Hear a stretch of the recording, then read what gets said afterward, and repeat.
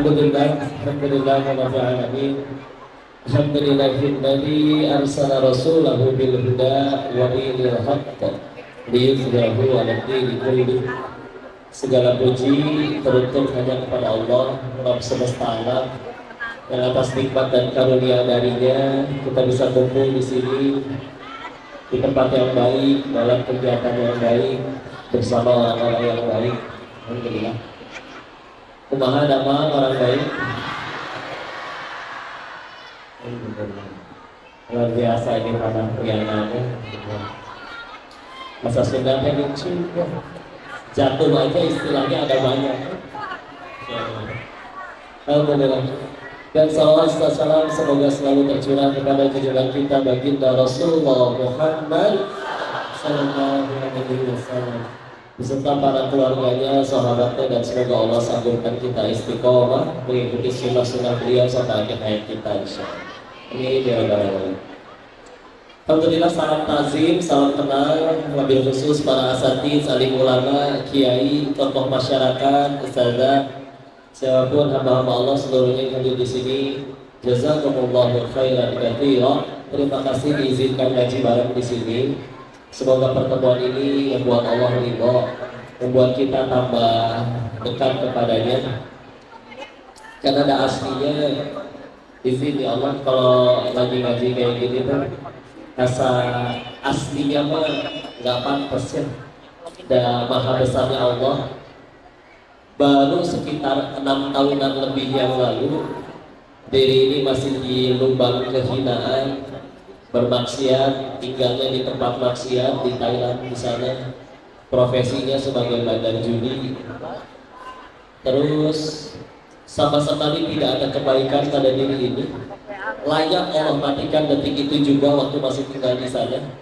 Tapi hari ini malah diizinkan bertemu kalian orang-orang baik, orang-orang saleh-salehah.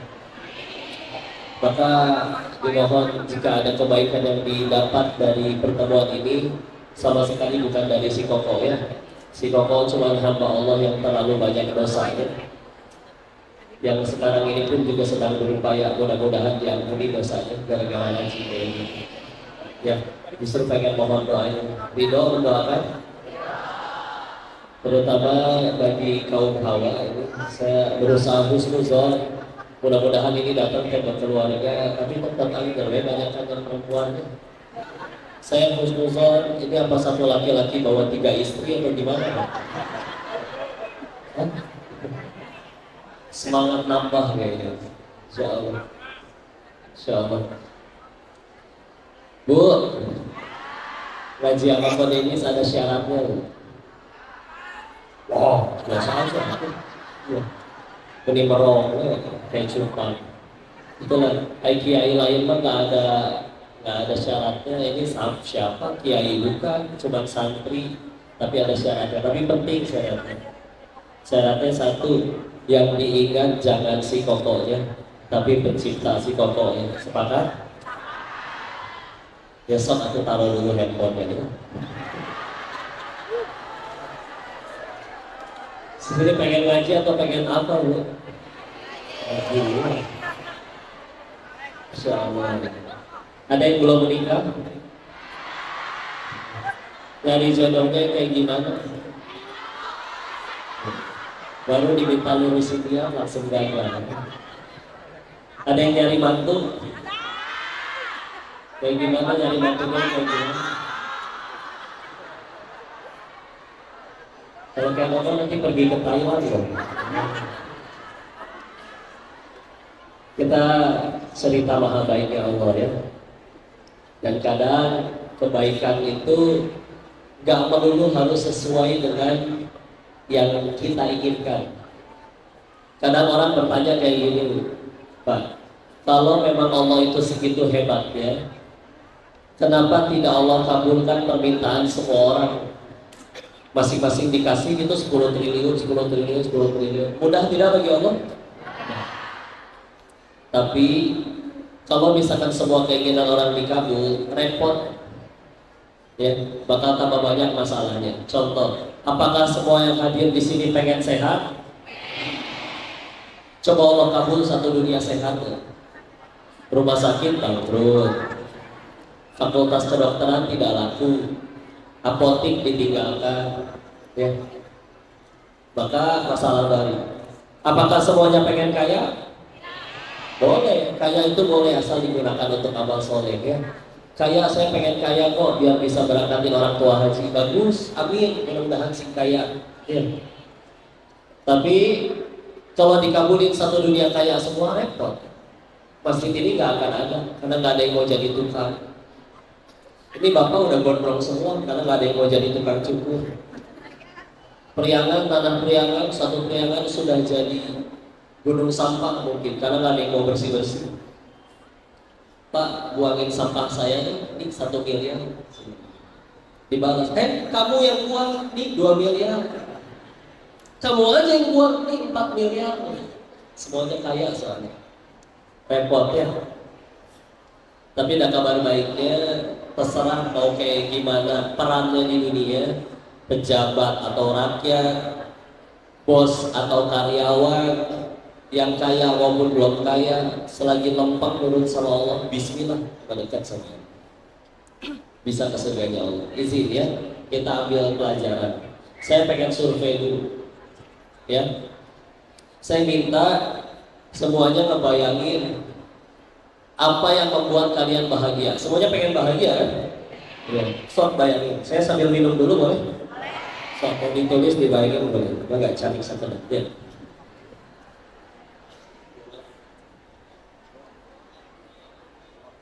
Oh, bayangin sampai yang perempuan mau 7 personil BTS jadi mualaf semua ya. Saking solehnya mereka hafal 31 juz. Offset. Udah gitu apa? Kayak mereka siap dia menjadi suami ke-1 sampai ke-7 kalian. Serangkanya, betul.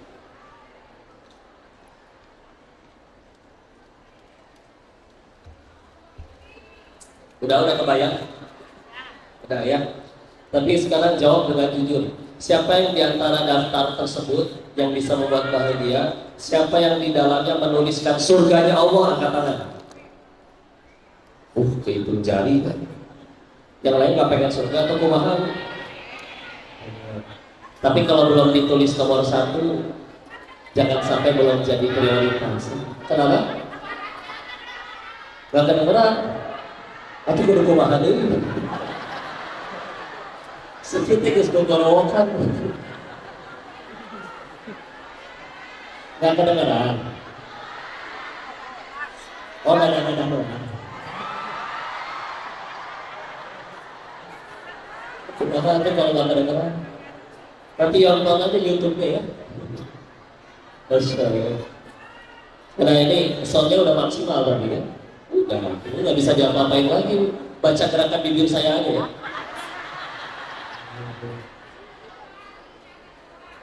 Hah? Enggak kasih. Lanjut ya.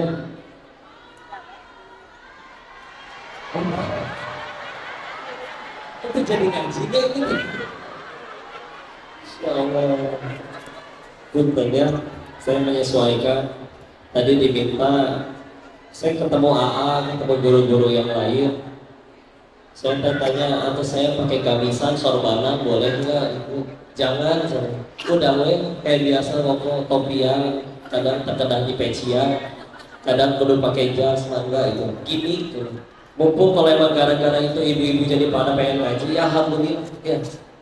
Dan daripada menjadi playboy syariah, mendingan ngajakin ngaji ya. Udah balik lagi. Tadi ya diminta untuk memikirkan apa yang paling kita inginkan, ya. Maka insya Allah semuanya kalau misalkan ditanya pengen ke surga, pengen, saya tanya, kalau misalkan Allah bilang kayak gini, wahai manusia, semua yang kamu minta mau dikabul hiji melangsa hidupnya, ya. Tapi satu yang Allah janjikan, disediakan tempat terbaik di surganya Allah. Mau?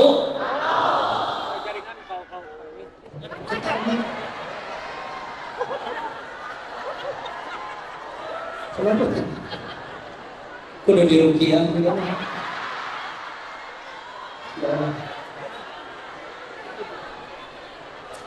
Sesuai apa ya, insyaallah. Ibu teh tadi bunga bahagia karena ingat Allah ya, insyaallah. Dilanjut, Allah tanya sebaliknya, semua yang kamu minta dijamin dikabul. 5 menit minta langsung jadi kenyataan. Cuma satu yang tidak Allah berikan, tidak ada tempat untukmu di surganya Allah. Mau? Berarti aslinya kita sepakat. Walaupun kita pengen mobil, pengen jodoh, pengen jabatan, pengen viral, aslinya lebih pengen surga, betul? Nah, kabar buruknya, aslinya tuh kita nggak kenal sama diri kita sendiri. Ya, sistem pencernaan segala macam lah, nggak usah gitu. Tanya berapa jumlah gigi kita di dalam mulut, yang tahu angkat tangan. Nggak pernah ngitung? Ada yang pernah ngitung sebagian. Taunya angkat tangan. Berapa giginya bu? Tinggal 2, gini mah gampang gitu ya. Jumlah gigi nggak tahu, jumlah rambut nggak tahu, kapan meninggal nggak tahu, nasib 5 tahun ke depan nggak tahu. Banyak kan nggak tahunya kita sama diri sendiri kan. Tapi ketika yang maha tahu menetapkan ketentuannya pada kita yang tidak tahu, lebih seringnya kita besok tahu. Ya Allah, yang paling tepat untukku tuh yang ini kan. Makanya wajar menderita karena meletakkan kebahagiaannya pada apa yang kita mau, bukan pada apa yang Allah mau. Ya. Itu kabar buruknya. Kabar baiknya, kita itu sedang diurus oleh satu yang maha tahu. Kalau ditanya siapa yang paling kenal sama diri kita, jawabnya Allah. Ya. Allah lebih tahu tentang diri kita daripada kita kenal diri masing-masing. 2, kita juga diurus oleh yang maha penyayang. Gak mungkin Allah dengan sengaja menjauhkan yang baik dan mendekatkan yang buruk, mustahil. Ya. Maka seharusnya memang menjadi tenanglah kehidupan orang beriman. Gak sadar hidupnya soalnya diurus oleh yang maha tahu dan maha baik. Kita naik pesawat aja, naik bus aja, tenang. Kenapa tenang? Karena supirnya, pilotnya profesional. Emang kenal pilotnya namanya siapa? Tak apa, yang penting cenah profesional. Ilmu cenahnya ya. Cenahnya ini yang Masya Allah ya. Namanya nggak tahu, belajarnya nggak tahu di mana, ilmunya seperti apa nggak tahu. Cenah profesional, tenang. Di pesawat, baca majalah, lain-lain ya, tenang. Terus tiba-tiba ya biar nggak gantung ya. Baru pas kayak gitu jemput Allah biasanya. Masa ya pesawatnya kudu goyang dulu baru kita jemput Allah? Dan nggak mau juga kan? Ya. Alhamdulillah masih bisa kaget, berarti kupingnya normal, jantungnya berfungsi. Jadi kadang kayak misalkan kaget, berarti kupingnya sehat.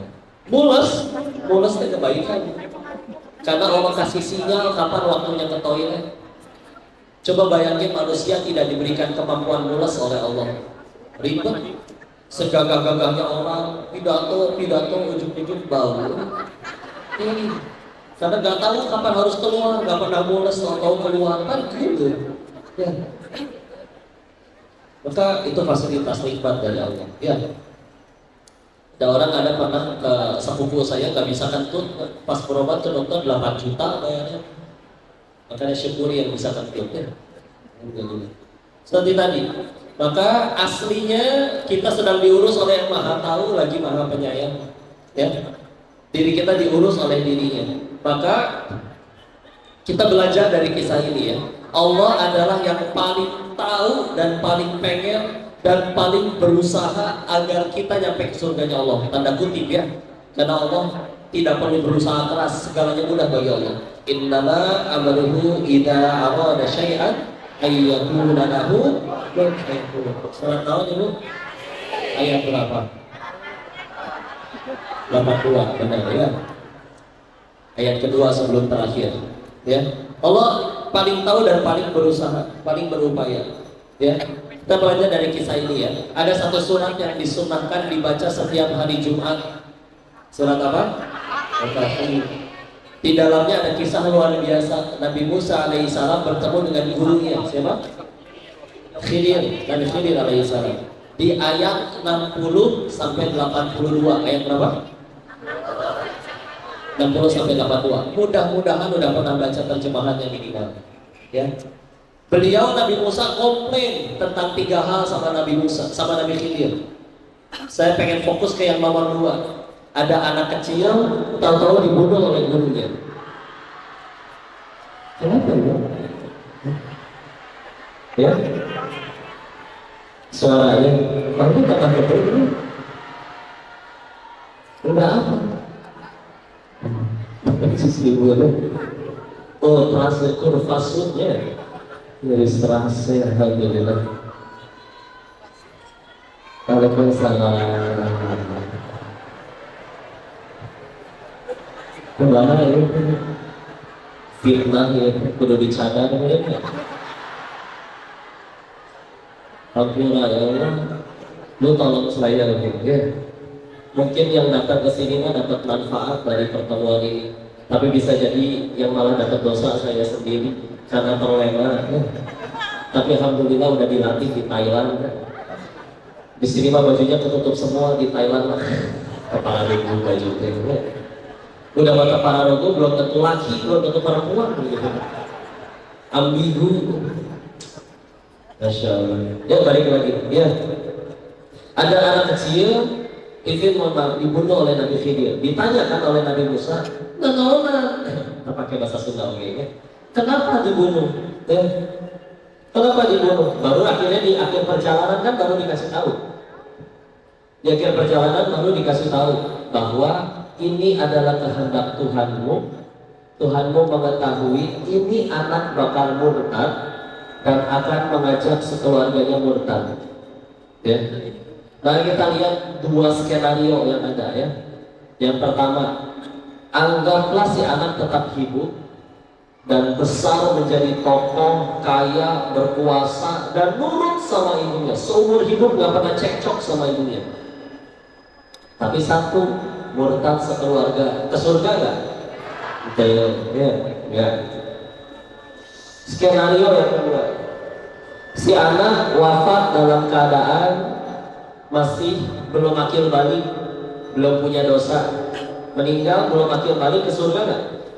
Enggak. Ibunya meskipun dari hari si anak wafat sampai hari si ibu wafat misalkan selisih 40 tahun, dan selama 40 tahun tidak ada hari di mana si ibu tidak menangis. Tiap malam menangis, menangisi kepergian anaknya. Tapi satu, ia tetap terjaga iman Islamnya tidak murtad. Meninggal masih dalam keadaan iman, ujung-ujungnya ke surganya Allah nggak? Surga insya Allah. Kalau nyampe surga ketemu nggak sama anaknya? Tunggu. Demi Allah, apa artinya capek sebentar di dunia kalau berakhir di surga nikmat yang abadi? Kita lihat ya, saking Allah pengennya sekeluarga ini ke surga. Apa ini? Ini mati ini juga.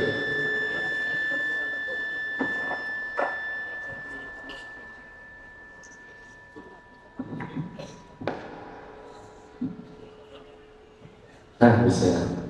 Saking Allah pengennya anak ini ke surga, sekeluarga ini ke surga. Lihat, Allah lebih ridho menyuruh salah seorang nabi ya, bunuh anak kecil tanpa dosa, yang penting ini sekeluarga ke surga. Kadang seolah kayak gimana, tapi ya itu cara pertolongan Allah ya. Gini, petani aja rela panas-panasan berbulan-bulan di sawah, rela panas-panasan berbulan-bulan di sawah demi panen yang paling panennya cuma 1 pekan.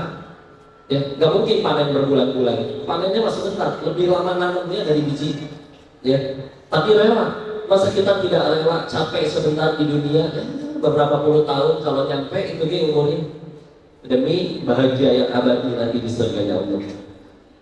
Maka kadang-kadang punten kalau kita ada selama ini doa, kok saya udah nonggeng, udah sujud, udah minta kepada Allah, mana nggak dikabul juga. Bisa jadi kepahitan yang sedang dialami itu cara Allah menolong kita nyampe ke surganya Allah. Beneran. Di hadis riwayat Imam Tirmidzi dan Ibnu Majah, izin koreksi kalau saya salah ya. Diriwayatkan al-Qabaqala Rasulullah Muhammad SAW bersabda yang maknanya, seseorang akan berharap menggunting-gunting daging mereka sendiri di hari akhir. Kapan? Ketika mereka melihat ada orang yang hidupnya lebih pahit dari dirinya, tapi dia bersabar dan diperlihatkan oleh Allah surga senikmat apa yang menantinya. Maka mereka harap, tahu gitu saya aja yang menderita ya Allah, tahu gitu saya aja yang sakit, tahu gitu saya aja yang miskin. Kalau tahu nikmatnya senikmat itu, maka ya syukur. Kok kenapa ujiannya beda-beda? Nah, Allah tahu yang paling tepat buat kita diujinya gimana. Ibu yang ini misalkan diujinya sama suaminya, ibu yang itu diujinya menanti keturunan, bapak yang ini diujinya dari anak-anaknya. Terserah Allah, Allah udah lebih tahu. Gimana yang udah lebih kaya, hidupnya enak, bukan karena diri lebih soleh. Bisa jadi ya Allah diriku lebih lemah dibanding hamba Allah yang itu, makanya dia lebih taat kok tapi lebih miskin misalkan. Enggak, itu tanya aja ulama. Ya, mungkin kita malah jadi kufur kalau misalkan kita yang diuji seperti itu. Ya. Yang akhirnya tidak dititipi dunia, enggak. Dititipi dunia bukan berarti dimuliakan, dicabut dunianya juga bukan berarti dihinakan. Tenang aja. Maka sok tenang aja. Kepahitan apapun yang sedang dialami, yang habis kalah slot rungkat lain, ya. Ada yang main slot di sini? Ya kan, ya. Ada yang keliling pinjol, ada yang mohon maaf diselingkuhin dan lain-lain. Ya, demi Allah, pahit memang pahit, tapi kabar baiknya Tuhan kita yang maha baik tidak akan menyia-nyiakan kepahitan itu sedikit pun. Ya Allah, saya meninggal gara-gara kanker lebih awal, yang lainnya masih pada muda, sehat-sehat. Bisa jadi dia pulang ke hadapan Allah dalam keadaan diri yang lebih suci dari dosa. Ya, enggak, tenang aja. Ketika manusia sakit, Allah cabut 3 hal dari dirinya, kata Nabi. 1, senyumnya. 2, cahaya di wajahnya. 3, dosa-dosanya. Ketika orang itu sembuh, Allah kembalikan yang 2, tapi tidak mengembalikan yang 1. Allah kembalikan senyumnya, cahaya di wajahnya, tapi dosa-dosanya tidak dikembalikan. Ya rugi beneran. Kapan kita masih ngerasa rugi? Kalau memang ukuran bahagia kita ya sesuai yang kita pengen. Saya baru bahagia nanti kok kalau punya rumah segede dia. Baru bahagia nanti kalau mobilnya udah sebanyak dia. Beneran yang minta rumah, minta duit, minta harta cuma karena belum pernah punya doang aslinya. Kalau udah pernah punya biasa aja. Izin ya. Qadarullah kemarin sebulan teh sahur, acara sahur teh di rumahnya Arafi. Itu kalau ngobrol sama Rafathar, ditanya stres jangan jadi orang kayak gini teh. Anak-anak ibu pengen gak jadi Rafathar? Rafathar nggak mau, nggak suka saya duduk kayak begini. Ya. Udah bisa, itu anak seumur gitu saya udah pensiun jadi artis, orang nggak jadi artis. Ya. Dengan Sawang Sinawang nggak. Orang yang pada pengen kaya asli alasannya mas 1 belum pernah kaya, udah gitu doang. Iya bener, udah pernah kaya biasa aja. Gitu woy. Kenapa emang kaya bisa beli makanan sama aja tuh, tempe sama stick yang 1,5 juta itu bedanya cuma 5 cm di sini doang. Udah nyampe sini mas sama gitu. Beneran nggak ada bedanya. Keluarnya kayak bau, enggak. Tetap aja bau keluarnya. Dikira makan stick 1,5 juta jadi wangi gitu, sama aja. Udah, ya Allah, beneran ya. Bukan berarti nggak boleh punya dunia ya, tapi segitu banyak nasihat dari hadis-hadis Nabi. Seperti misalkan suatu ketika Nabi jalan dengan para sahabat, ada bangkai anak kambing cacat. Udah mah anak kambing, udah gitu anak kambingnya cacat, udah gitu udah jadi bangkai. Bau diambil sama Nabi. Siapa yang mau ini? Sahabat yang lain menjawab, itu hidup juga kami nggak mau wahai Rasul. Dijawab lagi oleh Rasul, ketahuilah dunia di hadapan Allah tidak lebih bagus daripada anak kambing cacat ini. Ya. Tapi kita mah udah gue satu mah, ya. Beneran karena belum pernah punya aja. Ya. Di kesempatan yang lain kita tahu bahwa kata di hadis yang lain Nabi menyebutkan dunia dan seluruh isinya tidak lebih berharga daripada sehelai sayap nyamuk. Ya. Kalau lebih berharga atau seimbang, Allah tidak akan ridho memberikan segelas air pun kepada orang kafir. Maksudnya gimana? Ya. Saking dunia tuh di hadapan Allah mati, nggak ada harganya. Ya, makanya mau dia nggak nyembah Allah, mau dia kafir, mau dia kayak gimana kan dunia masuk ambil aja.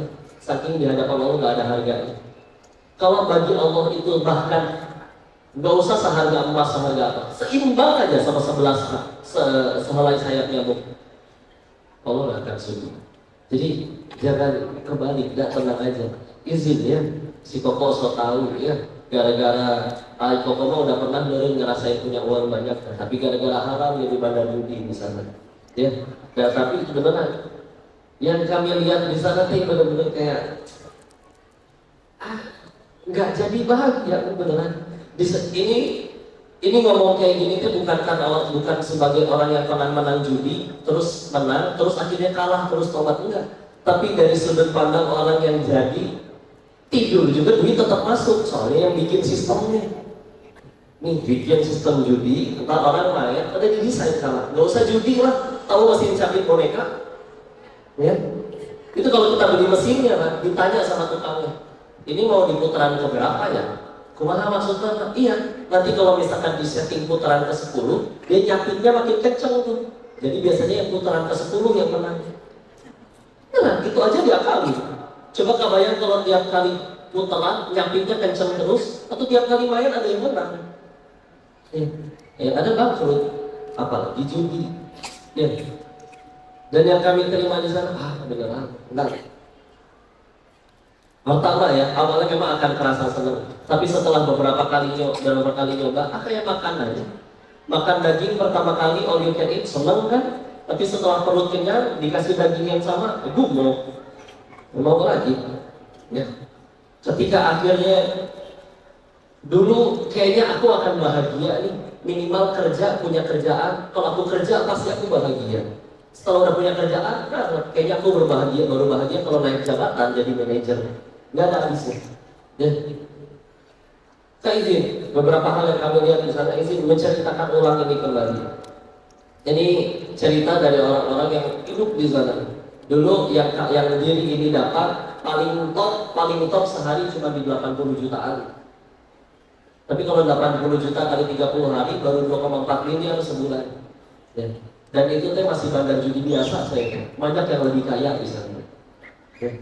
Tapi di sana ada yang sampai per bulan tuh nyampe puluhan miliar dan segala macam. Duit bukan masalah bagi mereka. Tapi tetap jenuh. Dan akhirnya larinya kemana? Ya di sana tempat hiburan cuma 2, kalau nggak diskotik, kasino. Mereka dugem, mereka mabuk, mereka obat-obatan. Sadar sedikit, cerita karena mulai bawel.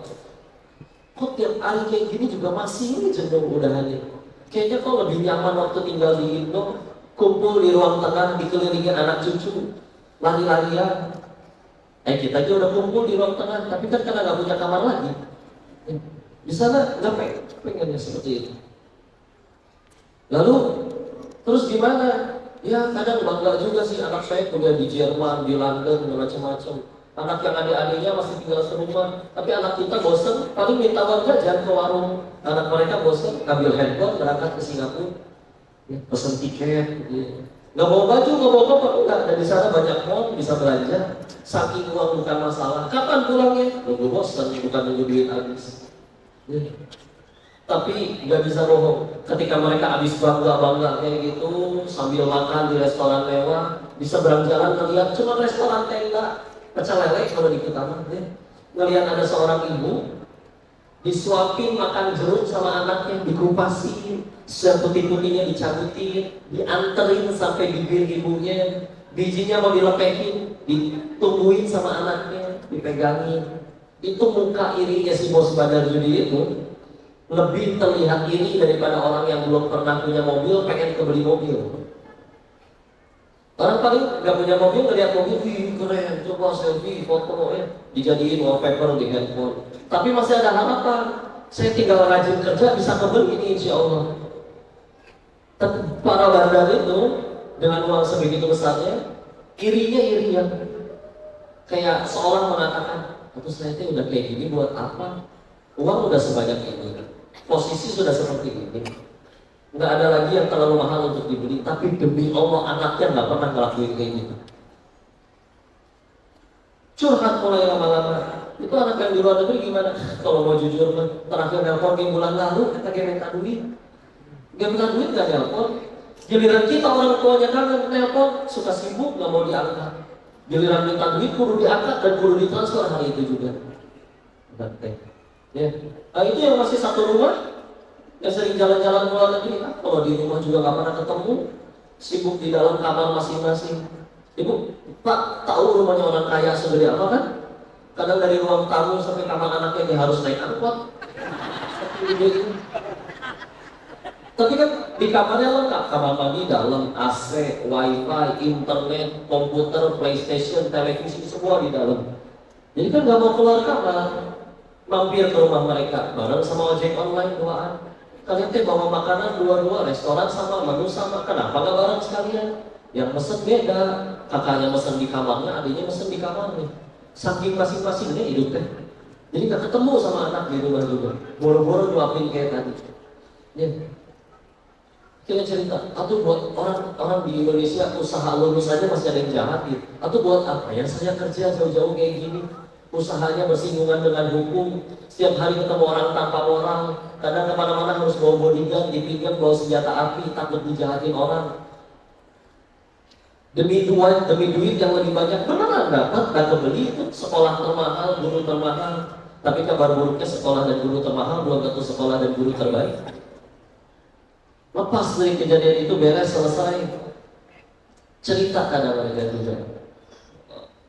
Anak-anak saya seperti ini dan salah satu yang senior di antara mereka cerita kan, kita ngobrolin dulu ada tuh teman kita yang paling kaya bandar judi, orang luar biasa kaya. Ya, kemana ya dia sekarang? Katanya diwarisin oleh anak-anaknya tuh perusahaan.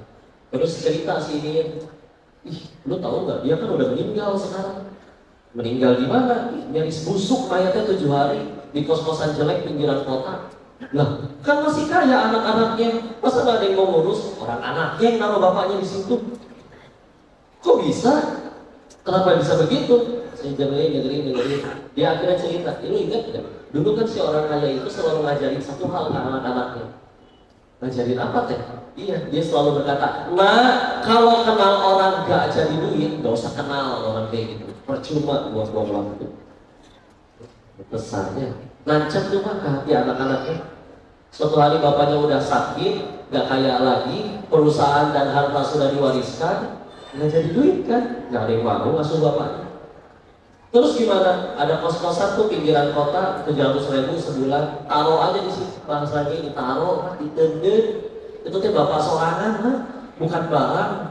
Bahasanya ditaruh coba. Tapi seminggu sekali pembantu kita jenguk. Ketika ada pembantunya giliran jenguk, udah jadi banyak, dia harus busuk 7 hari. Air kencing menggenang, tong sampah berantakan, namanya orang sepuh tinggal sendirian lagi sakit. Tapi demi Allah yang membunuh si bapak ini bukan penyakitnya, bukan masa tuanya, tapi perasaan dijual oleh anak yang dulu ia bangga-banggakan.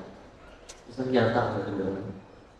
Maka punten ya, kadang suka ada orang tua berkata, kok anak saya mah nggak usah sering-sering lah ngajinya, ada cita-citanya nggak jadi ustaz. Katanya ngaji gua cuma ustaz doang. Ya. Padahal akhirnya pun ini anak jadi kaya, jadi konglomerat, jadi orang hebat. Tapi bapak ibu diperlakukan kayak film azab Indosiar. Masih dibanggain anak kayak gitu? Sampai kadang ada, ini dapat cerita salah satu ustadz di Indonesia juga. Dia cerita dulu ngajar anak orang kaya, sebulan dikasih 2 juta. Suatu ketika liburan akhir tahun ajaran, diajak main yuk ke villa keluarga. Berangkat tuh ikut. Nyampe villa, ternyata di villanya miara anjing. Anjingnya teh lucu.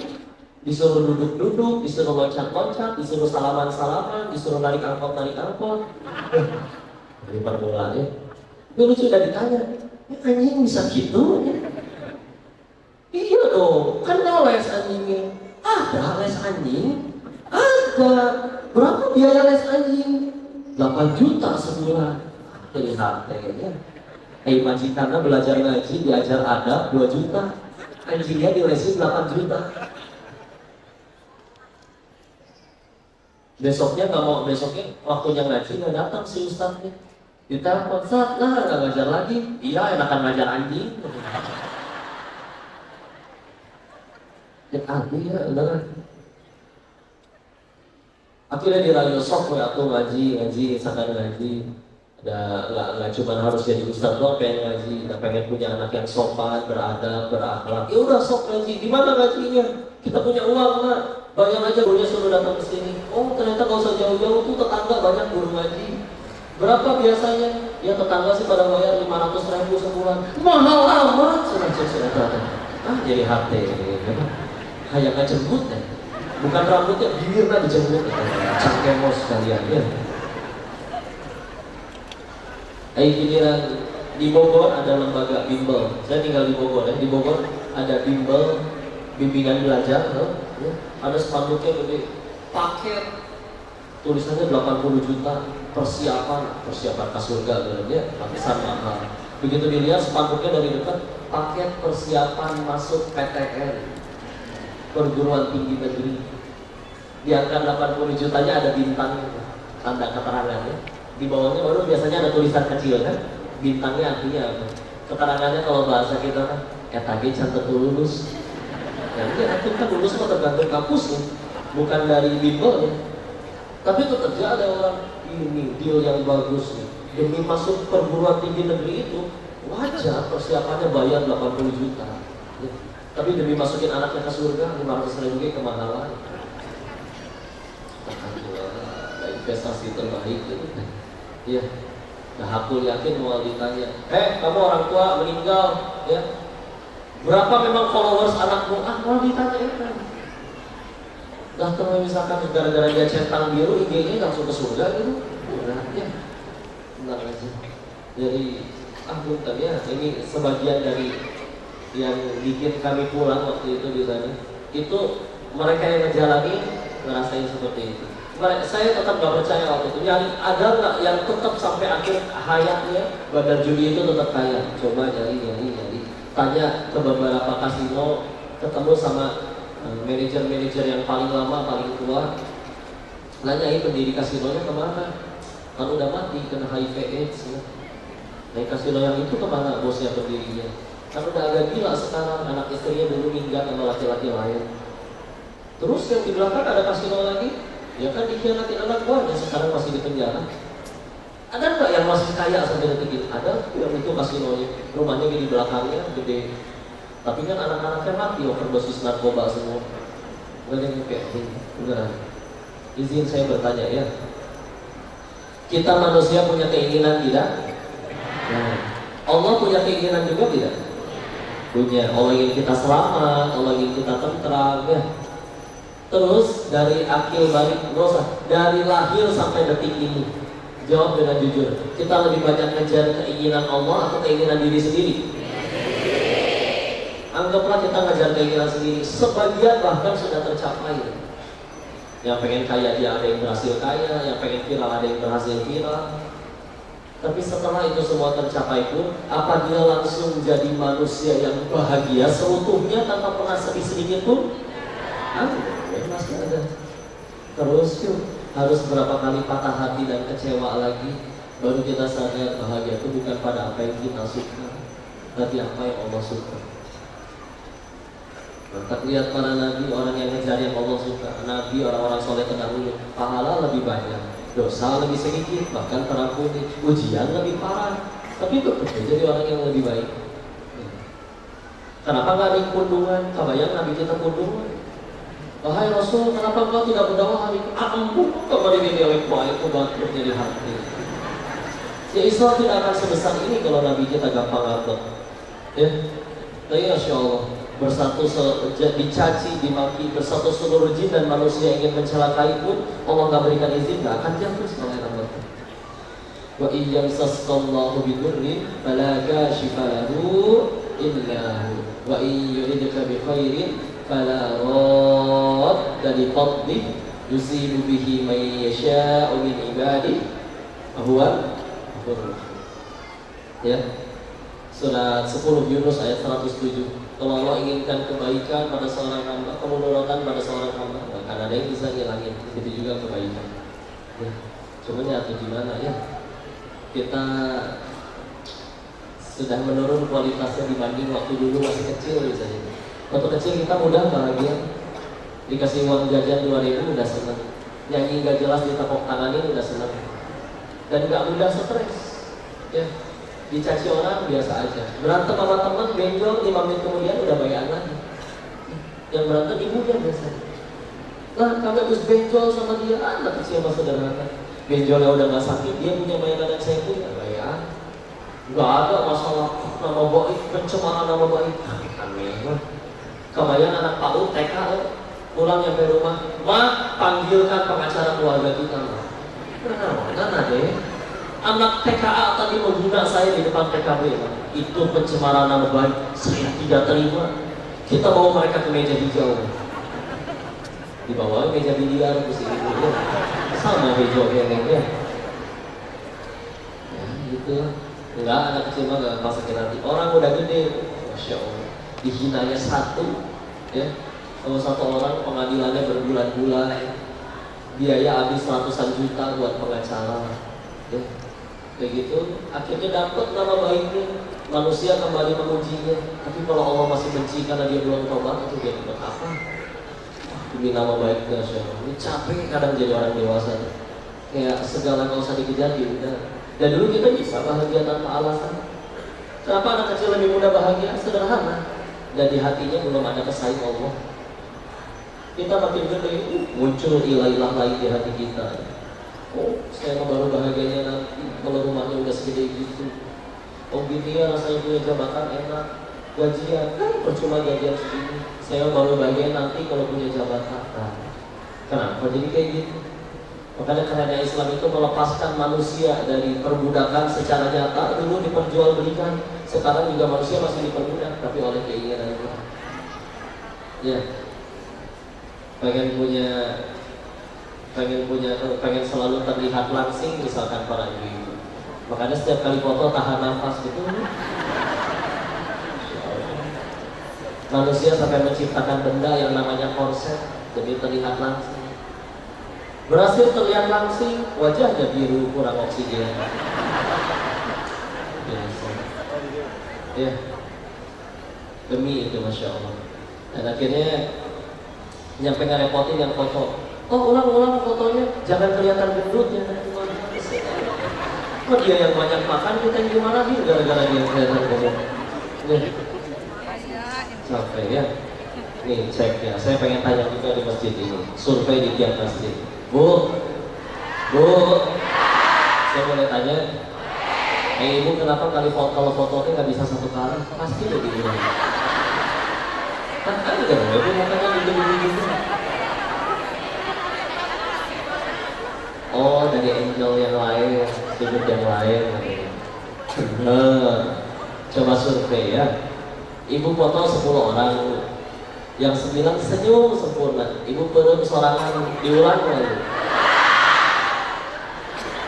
Ganti. Cuma angle-nya yang ganti ya. Foto selanjutnya ya. Yang 9 perut, tapi ibu senyumnya sempurna sendirian. Itu kan yang dipajang di status. Egois ya. Pantesan suka berantem sendiri, Bang. Halus ke fotonya, halus, nah, ayo berhenti ya. Oke ya, insyaallah. Nih izin ya, dan tiap kali beres ngaji, kan suka cek handphone, suka banyak yang nge-tag story. Tapi udah gak sedikit yang diupload pas saya bereng. Padahal saya tahu itu orang teh berfoto berkali-kali, tapi yang diupload yang saya bereng.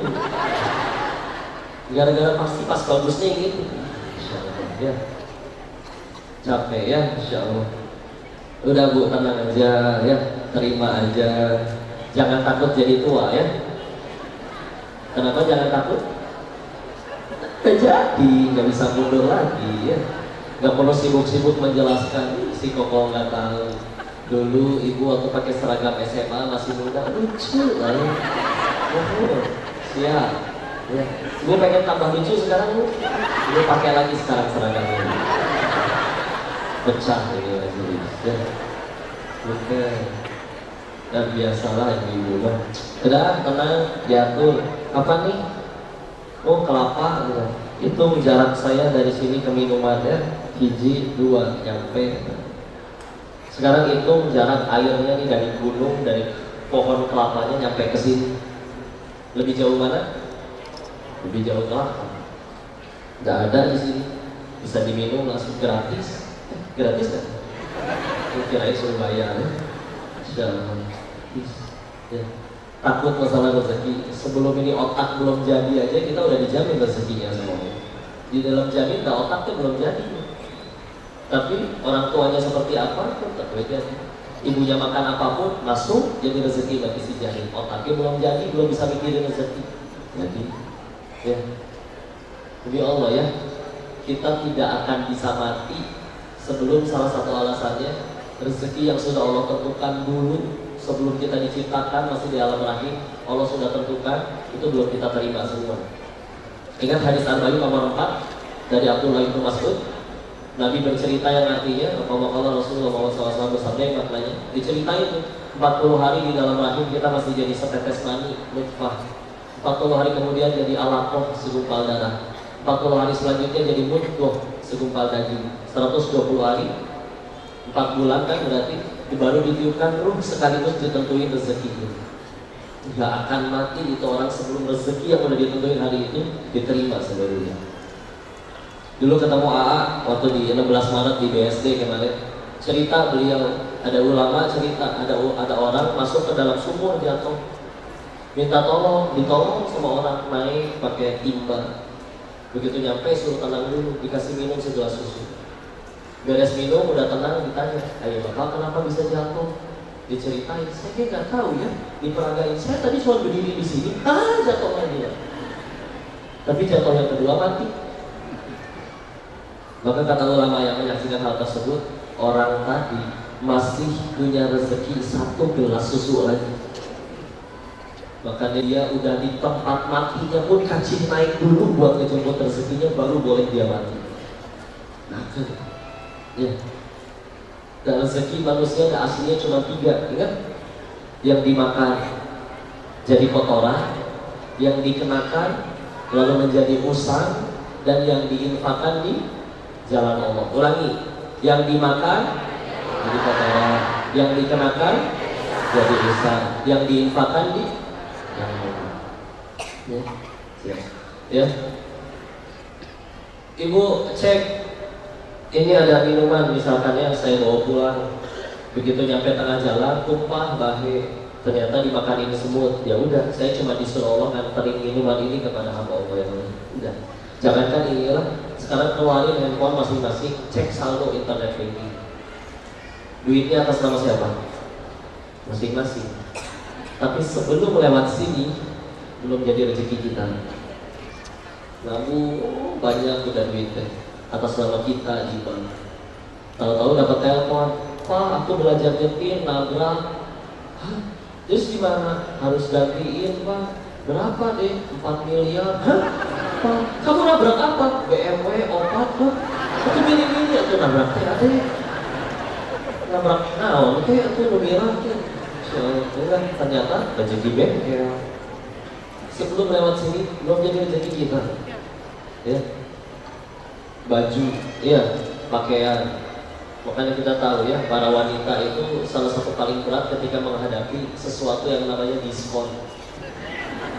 Ya. Ketika udah melihat diskon, bergelora itu darah di tubuh mereka ya. Sampai sholatnya nggak bawa-bawa. Tagamis, ya Allah, sholatnya bela ya. Allahu Akbar. Allahu Akbar. Besok kan si bapak kasih uang belanja. Sami Allahu liman hamidah. Teman saya juga mau bayar utang. Allahu Akbar. Aduh, diskonnya tinggal hari ini. Allahu Akbar. Tapi bisa dah, insya Allah ada teman tadi ngajakin ke sana. Allahu Akbar. Bagaimana keduluan sama yang lain? Allahu Akbar. Bisa hari ini insya Allah ya. Astagfirullahaladzim, astagfirullahaladzim. Assalamualaikum, assalamualaikum, assalamualaikum, assalamualaikum, assalamualaikum, assalamualaikum. Saya ada yang salah nih. Kebawa. Anggaplah pembeli ya Pak ya. Kadang dia ditanya, saya suka iseng nanya. Oh, eta teh pembeli. Emang buat dipakai kapan? Nggak tahu, mudah-mudahan aja nanti ada kondangan. Nggak tahu. Ya. Tapi beli dulu aja. Anggaplah kebeli, taruh di lemari, beli bunga, ya. Beres dari situ, sibuk kerja, tiap hari beraktivitas, karir melejit, sering keluar kota, rezeki nambah, suatu ketika mesti pindahan kontrakan. Bongkar lemari. Ih, ini kan baju yang saya beli 5 tahun lalu, masih ada label harganya, nggak pernah kepake. Begitu dicoba, udah nggak muat, tambah gemuk. Ya udah deh, buat kamu aja. Oh ternyata rezeki si Ati. 5 tahun ini aku adanya di lemari kita, padahal rezeki orang. Sebelum kita pakai jadi usang, bukan rezeki kita. Ya. Dan yang terakhir yang diinfakkan di jalan Allah. Dulu ada pengusaha solih, beliau punya kebiasaan kalau beres jualan, sisanya sedikit buat modal besok, sisanya sedekahnya. Ditanya sama teman-temannya, kamu gak sayang sama uang kamu? Invest dong dengan kita. Dijawab, justru saya sayang banget sama harta saya. Mantap, makanya pengen saya bawa mati. Gimana caranya? Transfer ke rekening akhirat saya. Gimana caranya? Sedekah. Ya. Insyaallah. Gak akan Allah sia-siakan, bismillah, demi Allah. Karena rezeki mah gitu doang, saudara. Izin ya. Ini kisah nyata yang kami lihat di Thailand juga. Ada dulu teman kami masih satu tempat judi juga, tapi dia keluar lebih dulu. Waktu saya masih kerja dia udah keluar karena ikut pacarnya kan mohon maaf penari seksi dancer di tempat hiburan malam. Dia juga pacarnya keluar, dia keluar, ternyata buka usahanya ternyata mereka mohon maaf jadi bandar narkoba, bikin sendiri. Saya nggak tahu itu belajar dari mana, tapi bisa beli bahan baku di toko kimia sampai jadi narkoba itu dia bisa bikin. Nggak tahu belajar dari mana. Ngeliatin cara bikinnya kadang mampir ke ininya. Suatu ketika legit, dia bahkan jadi bandar narkoba paling gede di tempat saya waktu itu, di tempat kami tinggal. Udah kebeli semua sampai punya restoran, sampai punya apa. Restoran pada depannya restoran, dalamnya kan tempat bikin narkoba. Ya. Begitu saya ngeliatin oh cara bikinnya seperti itu dan lain-lain. Suatu ketika pacarnya berkhianat, selingkuh sama orang lain. Jadi si teman saya ini kalau bahasa ininya kan dicepuin, tau? Dicepuin tuh dikhianatin gitu ya. Si ceweknya kabur sama laki-laki lain yang diserahin ke polisi itu. Teman saya ini akhirnya di penjara lah, karena itu di perbatasan Thailand dengan Kamboja. Jadi dia di penjaranya di penjara Kamboja. Namanya di penjara kan nggak ada yang enak tuh, digebotin, dia apa dan segala macam. Akhirnya dia bilang saya pengen keluar. Ini orang unik tuh, dia bandar narkoba tapi nggak main judi, nggak main perempuan, nggak mabok-mabokan. Dia bilang pengen nabung nanti buat nyenengin orang tuanya di Bogor, aslinya orang Bogor juga ya. Tapi akhirnya suatu ketika ketangkap, dan ketika udah gak tahan dengan siksaan di penjara, dia nego sama polisi yang nangkapnya. Saya pengen keluar, bapak minta berapa? Itu nominal yang diminta sama si polisinya senilai dengan nominal tabungan dia selama jadi bandar narkoba 5 tahun. Akhirnya benar-benar bebas lepas. Tapi selama ini dia mikir, aku berarti buat apa ya saya selama ini nabung? Dikiranya itu uang saya, ternyata akhirnya titipan buat ngasih ke oknum-oknum tersebut. Beneran, sebelum lewat sini gak jadi rezeki kita. Jadi kan tapi jadi tobat ke orang, walaupun belum syahadat ya, tapi akhirnya berpikir seenggaknya gak usah kayak gitu lagi. Ya.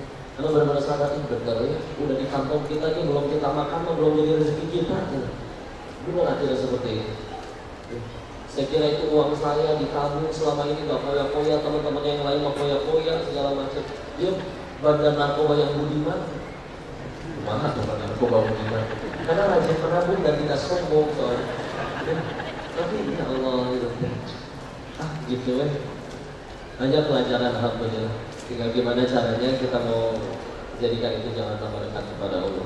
Silakan mau jadi apa aja bebas. Mau jadi kaya, mau jadi pejabat, mau jadi apapun boleh, mana nggak halus. Asal syaratnya satu, kapan baru jadi nikmat? Kalau jadi jalan tambah dekat kepada Allah. Naik gaji, naik jabatan, tapi dipakainya maksiat, musibah. Naik gaji, naik jabatan, tapi dengan kenaikan itu dijadikan jalan tambah dekat kepada Allah. Nikmat. Ya, dan yuk, jujurlah selama ini coba renungin, selama ini udah ngejar apa aja dalam hidup. dan ternyata itu lebih banyak kejar keinginan diri sendiri. Terus tanya, saya udah umur segini belum bahagia juga. Karena emang aslinya bahagia ya hati ya, bahagia di hati, hatinya dibolak-balik oleh Allah. Terus kita mengejar bahagia tidak dengan cara yang disukai oleh sang penggenggam hati, ya pantas saja. Hati segini-gininya, di dalamnya ditaruh hartaku, jabatanku, rumahku. Ada Allah kan di situ. Wajar, pet-petan jadinya sedikit. Ya. Udah sok aslama yuslimu kita Islam ya. Lepasin itu semua, tinggal pemilik segala-galanya aja, tinggal Allah. Baru akan insyaallah. Bismillah ya. Saya sudah dikasih sinyal tadi. Mungkin segitu dulu. Nggak ada manfaat dan intinya. Kenapa Ustaz?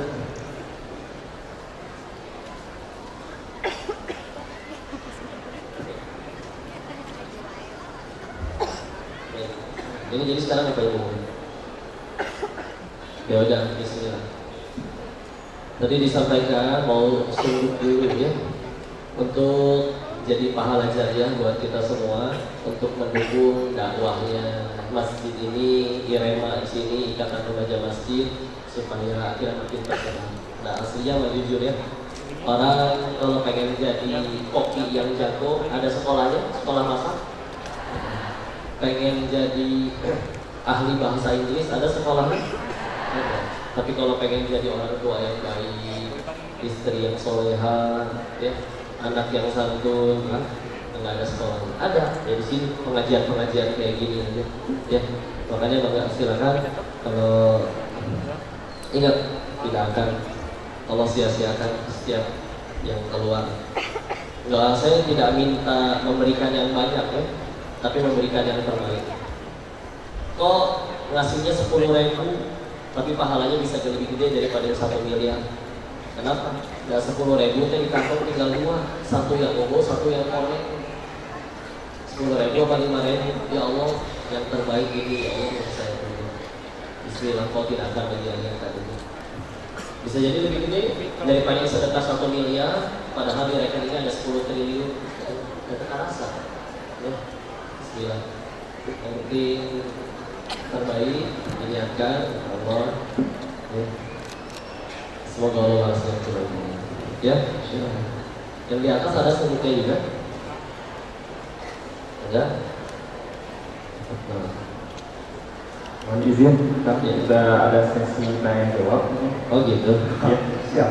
Sambil menunggu kunjungan nanti ya disebut ya. Betul, siap. Berlimpah ya untuk pergerakan dakwah khususnya yang Mas Agung. Ya, silakan untuk Bapak Ibu jamaah semuanya yang ingin bertanya, kami persilahkan. Wah, langsung tenang. Itu kan itu. Nah itu siapa teteh silakan. Coba itu satu aja dulu ya. Satu ini dulu ya. Berdiri. Silakan berdiri. Ya, berdiri. Satu-satu aja dulu ya. Iya. Mohon disampaikan. Namanya dari mana dan pertanyaannya. Siap. Assalamualaikum warahmatullahi wabarakatuh. Waalaikumsalam warahmatullahi wabarakatuh. Sebelumnya perkenalkan Bapak dan Ibu serta Ustaz. Nama saya Lia Fahmi Yoma. Saya berasal dari Tasikmalaya, tapi dari Kabupaten Ustaz. Jadi cukup. Ya istilah kita tolong sama Allah, jaga lingkungan, bismillah. Nanti Allah yang tolong. Kalaupun ada yang bisa dilakukan, berusaha maksain diri ya. Kata Allah di Al-Baqarah 282, ini ayat terpanjang di Al-Quran sebelah kiri. Tapi kalau misalkan bisa, memang itu ternyata ayat tentang hutang piutang. Tapi di akhir ayatnya Allah tambahkan, wattaqullah wa yu'allimukumullah. Bertakwalah kepada Allah, nanti Allah yang ngajarin kamu. Asli bukan karena IQ dan kita pintar. Menguasai ilmu itu bukan karena kita cerdas, pintar, fasilitas bagus juga. Tergantung sang pemilik ilmu mau nggak nitipin ilmunya kepada kita. Ya tugas kita melayakan diri di hadapan Allah. Benar-benar mau berusaha. Kok udah 5 waktu, nambah duha. Kok duha 6 bulan belum pernah bolong, nambah tahajud. Gitu terus tambahin. Paksain diri. Nanti Allah nggak sanggupkan. Ya. kok tapi saya sibuk, benar-benar ada waktu sehari cuma setengah jam itu tapi benar-benar dipakai buat Allah. Allah bisa bikin ya setengah jam itu ngalahin orang yang sehari belajar 5 jam tapi malas-malasan dan tidak dikasih takwa. Nah aslinya Allah yang dibikin, tapi push diri sendiri. Kok saya udah 5 waktu, jangan berasa saya udah 5 waktu. Orang muslim itu udah pasti 5 waktu. Kita aja standarnya merosot, makanya ada orang Jumatan Bonggin dianggap soleh, padahal gak maghrib, gak isya. Ini makanya Islam pasti 5 waktu. Dan kita tambah dicintai karena Rasul dengan amalan yang sunnah. Kita ngelakuin yang tambahan, bertambah dicintai. Wallahu a'lam bishawab. Semoga Allah muliakan ya. Alhamdulillah. Betul enggak? Cukup. Nanti fotonya di belakang ya, karena ya sudah dipersiapkan. Itu saja mungkin kami dari panitia juga Koko. Terima kasih banyak atas ilmunya. Semoga berkah dan selalu sehat selalu. Kita tutup dulu dengan bersama keluarga majelis. Dulu semuanya, subhanallah wa bihamdika, asyhadu an la ilaha illa anta, astaghfiruka wa atubu ilaik. Mohon izin tetap kondusif ya, mohon izin tetap berdiri ya.